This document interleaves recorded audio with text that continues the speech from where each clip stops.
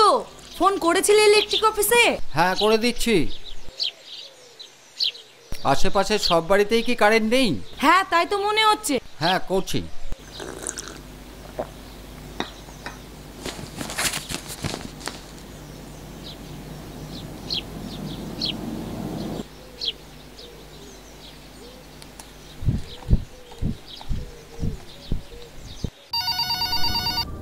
Hello, electric office? হ্যাঁ বলছি যে আমাদের এখানে অনেকক্ষণ ধরেই কারেন্ট অফ চলছে। আচ্ছা, কতক্ষণ নেই? তা প্রায় ঘন্টা দেড়েক।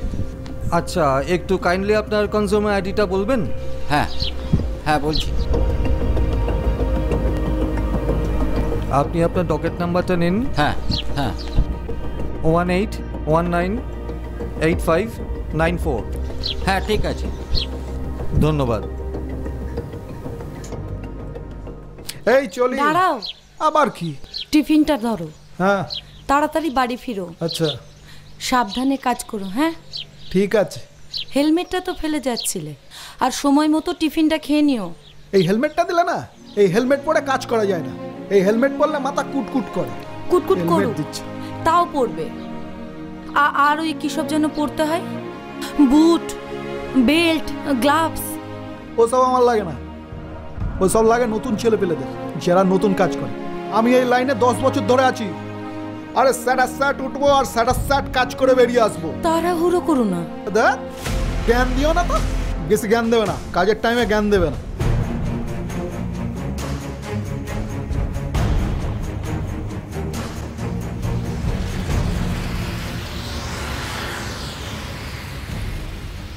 দাদা সন্তোষ, ওয়ার্ক পারমিটটা আসুক, তারপর পলে ওঠ। তোরা ওই ওয়ার্ক পারমিটের জন্য অপেক্ষা কর, ততক্ষণ আমি দেখে আসি কি ব্যাপারটা কি, বুঝলি? আরে বাবা, শাটডাউন না নিয়ে কাজ করা উচিত না, এটা বোধ। ওসব শাটডাউন আমাকে দেখাস না। এই সন্তোষকে দেখলে বুঝলি একেবারে 10 হাত দূরে পালাই, বুঝলি? তুই এর নিচে দাঁড়িয়ে থাক।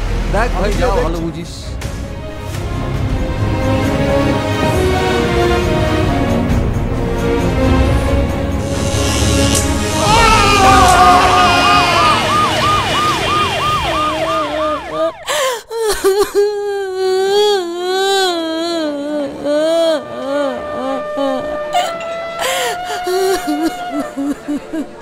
আমাদের কি হবে দিদি? ও যে আমাদের ছেড়ে চলে গেল দিদি। আমরা কাকে নিয়ে থাকবো? সব শেষ হয়ে গেল। কতবার বললাম সাবধানে থেকো, সাবধানে কাজ করো, আমার কথা শুনলো না। বললাম তাড়াহুড়ো করো না, আমার কথা শুনলো না দিদি। আমাদের ছেড়ে চলে গেল। সর্বদা বলতো আমি সব কাজ জানি, আমি এই লাইনে 10 বছর আছি। আমাদের কি হবে দিদি? আমরা কোথায় যাব দিদি?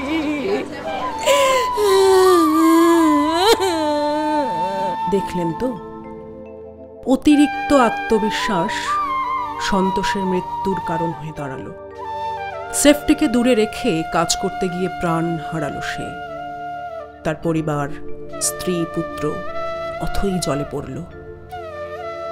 অথচ কাজটা ঠিক কিভাবে করা উচিত ছিল, চলুন দেখে নিই।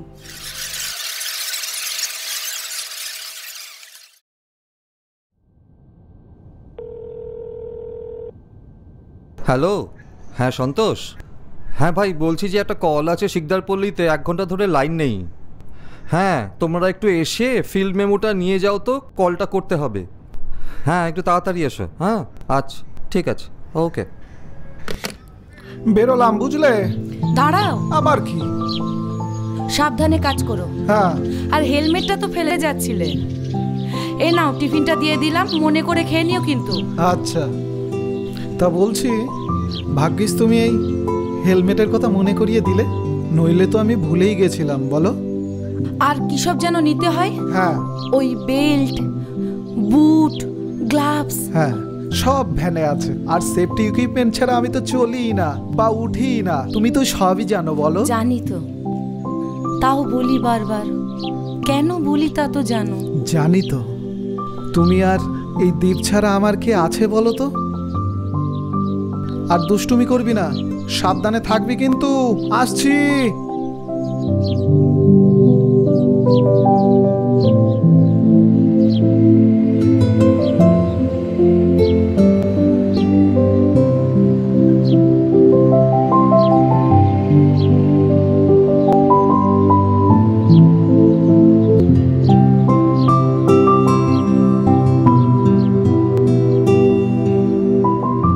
স্যার ফিল্ড মেমো নিতে এসছি। হ্যাঁ শোনো, তোমার ওই শিকদারপল্লিতে একটা কল আছে। আচ্ছা। ফোন করেছিল, বলছে ঘন্টাখানেক লাইন নেই। আচ্ছা। তা একটা কল আছে, তা আমি তোমাকে ফিল্ড মেমোটা ইস্যু করে দিচ্ছি, তুমি তাহলে গিয়ে কাজ আচ্ছা করো। ঠিক আছে স্যার। আর সেফটি করে কাজ করবে, দুদিকে ডিসচার্জ লাগিয়ে নিজে সেফটি করে কাজ করবে। হ্যাঁ ঠিক আছে স্যার।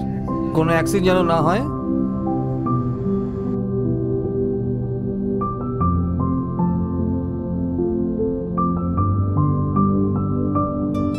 আচ্ছা তুমি এখানে একটা সই করবে। আচ্ছা। এখানে একটা সই করে দাও। আবারও বলছি, সেফটি করে কাজ করবে। হ্যাঁ ওকে স্যার। ওকে ঠিক আছে। আর কাজটা হলে আমাকে একটা ফোন করে জানিয়ে দেবে। আচ্ছা স্যার। হ্যাঁ স্যার, মেমোটা দিন। আসছি স্যার। ওকে।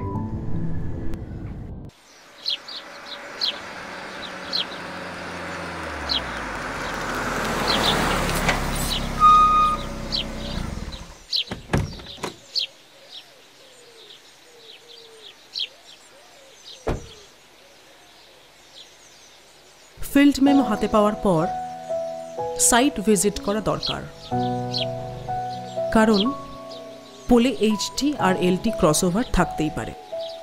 এইচটিএলটি ক্রসওভার রয়েছে? এই সাবস্টেশন যেতে হবে, এইচটি শাটডাউন নিতে হবে। চলো হ্যাঁ, চলো চলো। চলো চলো।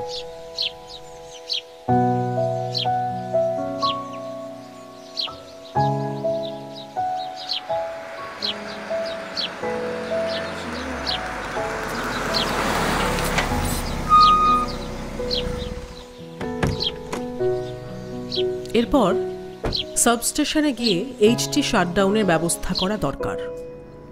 শাটডাউন লাগবে। কোন ফিডার? চাঁদা ফিডার তোমার ওই 11 কেবি শাটডাউন লাগবে। কেন? ক্রসওভার আছে। তাহলে মনে করে দুটো ডিসচার্জ রড লাগাবে। বাকি সব সেফটি ইকুইপমেন্টস আছে তো? হ্যাঁ সব গাড়িতেই আছে। শোনো, আইসোলেটর কেটে কাউকে দাঁড় করিয়ে রেখো। আচ্ছা। 3টে লিঙ্ক কেটেছে কিনা দেখে নিও। আচ্ছা আচ্ছা। এইচটি শাটডাউনের সময় গ্লাভস এবং হেলমেট অবশ্যই পরতে হবে।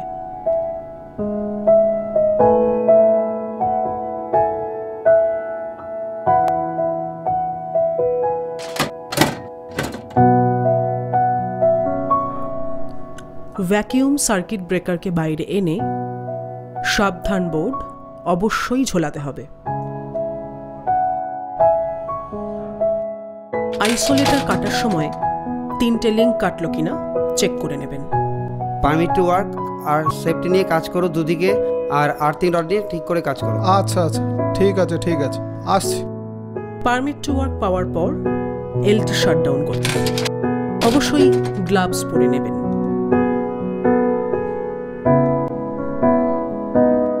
ফিল্ডে পৌঁছে সেফটি বেল্ট পরে নেবেন মনে করে। মাথায় হেলমেট অবশ্যই পরবেন। দুহাতেই গ্লাভস পরা দরকার। পায়ে গামবুট পরে আর্থিংয়ে রড পুঁতবেন।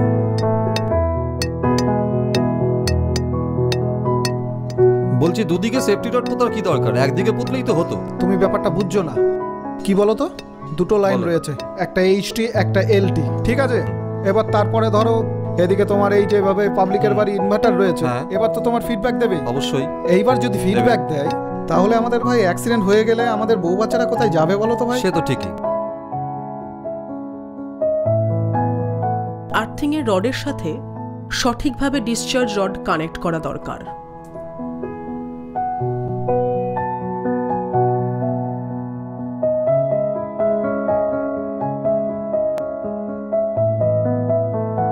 চারটি তারের সাথেই ডিসচার্জ রড ছুঁয়ে দেখে নিন ফ্ল্যাশ করছে না তো।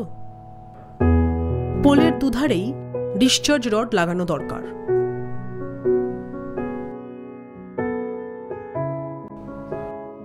4টি তারেই চেন লাগিয়ে শর্ট করে নিন।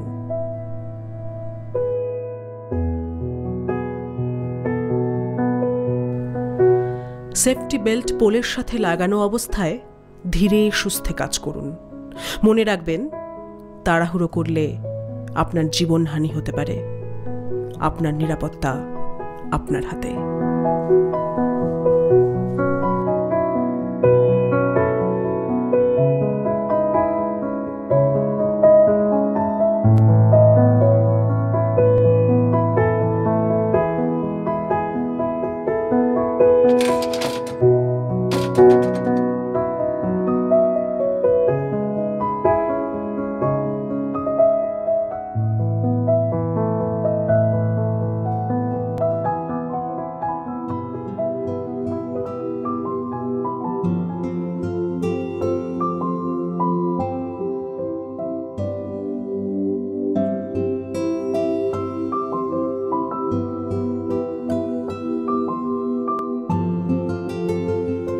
দীপ, আয় দীপ, এদিকে আয়।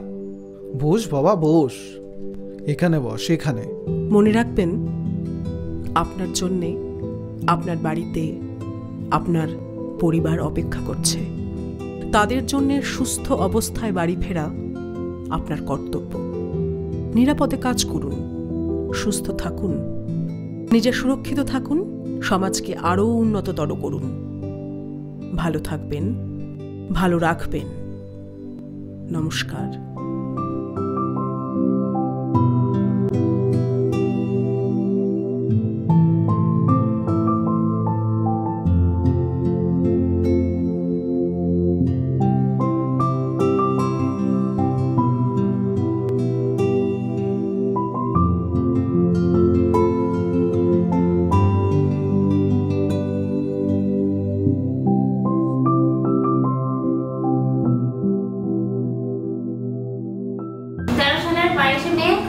তোমার কাজে গেছিল, আপনার কাজে গিয়ে ওখানে এই দুর্ঘটনাটা ঘটেছিল।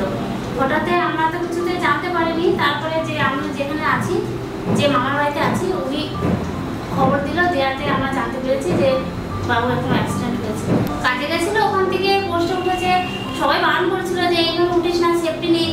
বলেছে না না, আমার কিছু হবে না, আমি কাজটা করে আসতে পারবো। বলছি এরকম করিস না, তো রিক্সের কাজ, হেলমেট পর, মাথায় বেল্ট নে, সিট বেল্ট বাঁধ, এইভাবে কাজটা করিস না। বলছে এরকম কাজ আমি বহুবার করেছি, আমার অসুবিধা হয়নি, তা আশা করি হবে না। তা সেইভাবে কাজে উঠেছিল। তারপর থেকে পড়ে গিয়ে ওটা মানে শর্ট খেয়ে পড়ে যাতে এই অবধি আমি জানি, এর বেশি আমি কিছু জানি না। তারপরে সবাই নিয়ে গেছে, নিয়ে গিয়ে চেষ্টা করেছে অনেক বাঁচানোর জন্য, কিন্তু পারেনি বাঁচাতে।